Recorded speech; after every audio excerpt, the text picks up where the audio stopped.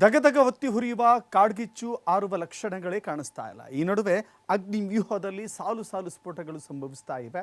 ಈ ಸ್ಫೋಟಗಳ ಹಿಂದಿನ ಗುಟ್ಟು ಕಂಡುಹಿಡಿಯುವುದಕ್ಕೆ ಹೋದವರಿಗೆ ಸಿಕ್ಕಿದ್ದು ಕಾಡಿನ ಗರ್ಭದ ರಹಸ್ಯ. ಆ ರಹಸ್ಯ ಏನು? ಇಲ್ಲಿದೆ ನೋಡಿ ರಿಪೋರ್ಟ್. ಹೊತ್ತಿ ಉರಿಯುತ್ತಿದೆ ಫ್ರಾನ್ಸ್ ಕಾಡು, ರಕ್ತ ಬೇಡುತ್ತಿದೆ ಶತಮಾನದ ಬಾಂಬ್. ಫ್ರಾನ್ಸ್ನ ನೈಋತ್ಯ ಭಾಗ, ಎಲ್ಲೆಡೆ ಧಗಧಗನೆ ಹೊತ್ತಿ ಉರಿಯುತ್ತಿರುವ ಕಾಡು, ಆಕಾಶ ಮುಟ್ಟುವ ಜ್ವಾಲೆಗಳು, ದಟ್ಟ ಹೊಗೆ, ಅದರ ಮಧ್ಯೆಯೇ ಭೂಮಿ ನಡುಗಿಸುವ ಭಯಂಕರ ಸ್ಫೋಟಗಳು. ಕಾಡ್ಗಿಚ್ಚಿನ ನಡುವೆ ಕೇಳಿ ಬಂದ ಆ ಸದ್ದು ಸಾಮಾನ್ಯ ಸದ್ದುಗಳಾಗಿರಲಿಲ್ಲ. ಕೆಲವರು ಅದನ್ನ ಸಿಲಿಂಡರ್ ಸ್ಫೋಟ ಅಂತ ಸುಮ್ಮನಾಗ್ಬಿಟ್ಟಿದ್ರು. ಆದ್ರೆ ಅಸಲಿಗೆ ಅದು ಭೂಗರ್ಭದಾಳದಿಂದ ಸಿಡಿದ ಸ್ಫೋಟದ ಸದ್ದುಗಳಾಗಿದ್ವು. ಆ ಸದ್ದಿಗೆ ಅಲ್ಲಿ ಹೋಗಿದ್ದ ಅಗ್ನಿಶಾಮಕ ದಳದವರು ಅಕ್ಷರಶಃ ಜೀವ ಭಯಕ್ಕೆ ಓಡಿ ಹೋಗಿದ್ರು. ಅದು ಫ್ರಾನ್ಸ್ನ ಬೋರ್ಡೆಕ್ ಸಮೀಪದ ಲೇಫೋರ್ಗೆಸ್ ಗ್ರಾಮದಲ್ಲಿ ಆರಂಭವಾದ ಬೆಂಕಿ. ಗಾಳಿಯ ರಭಸಕ್ಕೆ ಕೆಲವೇ ಗಂಟೆಗಳಲ್ಲಿ ರಾಕ್ಷಸ ರೂಪವನ್ನು ಪಡೆದುಕೊಂಡಿತ್ತು. ಅದೇ ಜ್ವಾಲೆ ಹಂತ ಹಂತವಾಗಿ ಕಾಡನ್ನು ಸುಟ್ಟು ಬೂದಿ ಮಾಡಿ ಹಾಕಿತ್ತು. ಅದೇ ಕಾಡಿನ ಮಧ್ಯೆ ಕೇಳಿಸಿದ ಸ್ಫೋಟದ ಸದ್ದಿಗೆ ಆ ಪ್ರದೇಶವೇ ತಲ್ಲಣಗೊಂಡಿತ್ತು. ಯಾವುದೋ ಅನಾಹುತ ಕಾದಿದೆ ಅಂತ ಎಲ್ಲ ಜೀವ ಭಯಕ್ಕೆ ವಿಲವಿಲ ಒದ್ದಾಡಿ ಬಿಟ್ಟಿದ್ರು. ಈಗಾಗಲೇ 180ಕ್ಕೂ ಹೆಚ್ಚು ಮನೆಗಳು ಸಂಪೂರ್ಣ ಸುಟ್ಟು ಹೋಗಿದೆ. ಹಸಿರಿನಿಂದ ಕಂಗೊಳಿಸ್ತಾ ಇದ್ದ ಪ್ರದೇಶ ಕೆಲವೇ ದಿನಗಳಲ್ಲಿ ಸ್ಮಶಾನ ಬೂದಿಯ ರಾಶಿಯ ಸಮುದ್ರವಾಗಿ ಹೋಗಿದೆ. ಈಗಾಗಲೇ 99,000 ಎಕರೆಗೂ ಹೆಚ್ಚು ಪ್ರದೇಶ ಬೆಂಕಿಯ ಕಪಿ ಮುಷ್ಟಿಗೆ ಸಿಲುಕೊಂಡ್ಬಿಟ್ಟಿದೆ. 1949ರ ನಂತರ ಈ ಭಾಗದಲ್ಲಿ ಕಂಡ ಅತಿದೊಡ್ಡ ಕಾಡ್ಗಿಚ್ಚು ಅಂತ ಹೇಳಲಾಗ್ತಿದೆ.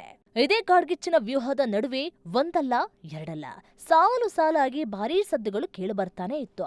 ಪ್ರತಿಯೊಂದು ಸ್ಫೋಟವೂ ಹಂತವೂ ಆತಂಕ ಸೃಷ್ಟಿಯಾಗೋದಕ್ಕೆ ಕಾರಣ ಆಗಿತ್ತು.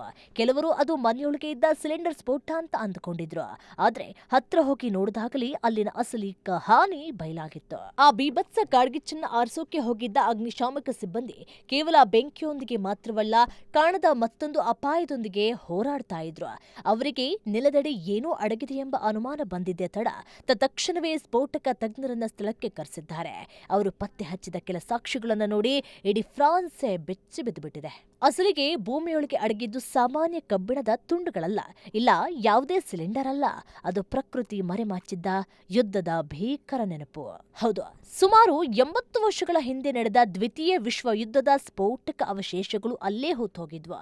ಅಧಿಕಾರಿಗಳು ಒಂದೊಂದಾಗಿ ಪರಿಶೀಲನೆ ನಡೆಸಿದಾಗ ಸುಮಾರು 400 ಯುದ್ಧ ಶೆಲ್ಗಳು ಮತ್ತು ಇತರೆ ಅಪಾಯಕಾರಿ ಯುದ್ಧ ಸಾಮಗ್ರಿ ಪತ್ತೆಯಾದವು. ಕಾಡ್ಗಿಚ್ಚಿನ ಉಷ್ಣತೆ ಹೆಚ್ಚಾದಂತೆ ಅವು ಸ್ಫೋಟಗೊಂಡಿದ್ದರಿಂದಲೇ ಆ ಭಾರೀ ಸದ್ದುಗಳು ಕೇಳಿ ಬಂದಿದ್ವು ಎಂಬುದು ತನಿಖೆಯಲ್ಲಿ ದೃಢಪಟ್ಟಿದೆ. ಇವು ಯುದ್ಧಕ್ಕೆ ಬಳಸುವ ಶೆಲ್ಗಳಾಗಿದೆ. ಇಲ್ಲಿ ಪತ್ತೆಯಾದ ಯುದ್ಧ ಸಾಮಗ್ರಿಗಳಲ್ಲಿ ಜರ್ಮನಿ ಮತ್ತು ಫ್ರಾನ್ಸ್ ಎರಡರಿಂದಲೂ ಬಂದಂತ ಶೆಲ್ಗಳಾಗಿದೆ. ಅವುಗಳಲ್ಲಿ ಹೆಚ್ಚಿನ ಮಾರ್ಟರ್ ಶೆಲ್, ಕೆಲವು ಅತ್ಯಂತ ಶಕ್ತಿಶಾಲಿ ಟ್ಯಾಂಕ್ ನಾಶ ಮಾಡುವಂತ ಶೆಲ್ಗಳು ಸಹ ಕಂಡುಬಂದಿದೆ. ಯುದ್ಧ ಸಾಮಗ್ರಿಗಳು ಇಲ್ಲಿಗೆ ಹೇಗೆ ಬಂದವು ಎಂಬುದು ಇನ್ನೂ ತಿಳಿದಿಲ್ಲ. ಯಾವುದೋ ಒಂದು ಹಂತದಲ್ಲಿ ಇವುಗಳನ್ನ ಇಲ್ಲಿ ಮುಚ್ಚಿಟ್ಟಿರಬಹುದು. ಒಂದು ಕಾಡ್ಗಿಚ್ಚು, 100 ಮನೆಗಳ ವಿನಾಶ, ಸಾವಿರಾರು ಎಕರೆಗಳ ಕಾಡಿನ ನಾಶ. ಈ ಬೆಂಕಿ ಕಾಡನ್ನು ಮಾತ್ರ ಸುಡಲಿಲ್ಲ, ಬದಲಾಗಿ ಭೂಮಿಯೊಳಗೆ ಸಮಾಧಿಯಾಗಿದ್ದ ಕರಾಳ ನೆನಪನ್ನ ಸಮಾಧಿ ಮಾಡಿತ್ತು. ಅದಕ್ಕೆ ಸಾಕ್ಷಿಯಾಗಿದೆ ಈ ಶೆಲ್ಗಳು.